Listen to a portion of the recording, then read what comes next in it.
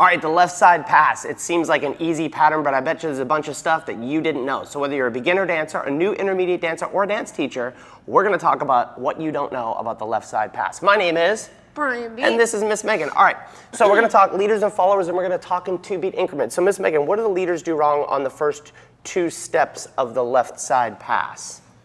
They tend to get directly off the path when we, as followers, need to be told to go further down the path. So leaders, we see this in beginner class where they just sort of step over here, right? That leads me nowhere. And you can with your body, but what I want to do is I want to do 2 things. I want to bring her forward and I want to start my path off the track, right? So leaders, I'm going to take a step back and slightly diagonal for 1.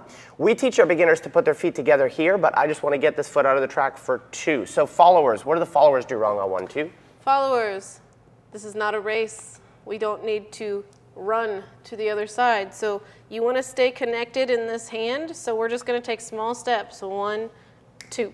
And I would agree, because I say this all the time, the left side pass tells the truth. If I dance a social left side pass with someone, I can feel a lot of connection, whether they're going too big, too small. So on the first 2 beats of West Coast Swing, you're almost always going to be on this side, 1, 2. So then you said for the followers, Miss Megan, at this point, you need to just keep going.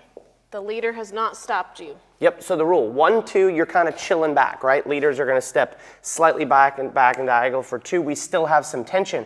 At this point, 3 and 4 is when you're going to pass 3 and 4, 5 and 6, which leads us to a problem for the West Coast Swing leaders, which is that 3 and 4 footwork. As I go 1, 2, 3, and on count 4, I need to be back in the slot, right? Anchor, step. So you'll see, depending upon which your group class teacher, the way they teach it, it's more important the principles rather than the exact steps. And I'll give you, for instance, in West Coast Swing we teach back, back, right? We teach our beginners to go back and together because it's easy in a sugar push to learn back and together. It's easy to learn back and together for this. It's easy to learn back and together for side passes and whips, right? So whether or not you have learned that footwork or not, the principle is the same.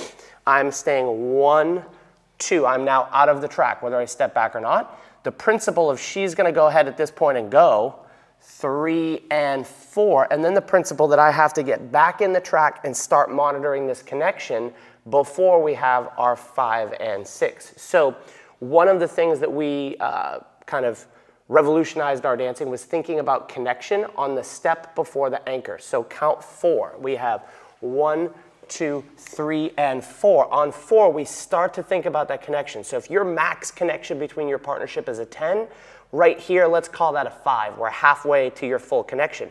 Now on the 5 and 6, we're both going to work to anchor away, right?